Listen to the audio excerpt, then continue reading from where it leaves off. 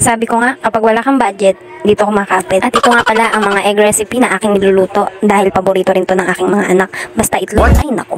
Yung kahit ang sarap-sarap ng ulam mo, itlog pa rin ang hinahanap. At lalo yung bunso ko, susmay. At eto na nga, kapag tinatamad magluto, maglalaga na lang ng itlog. At ang gusto namin dyan medyo malasado. At ito pa, scramble egg, paboritong luto ng aking panganay.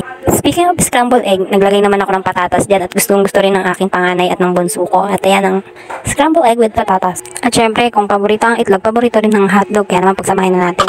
Samahan pa ng itlog na may kamatis.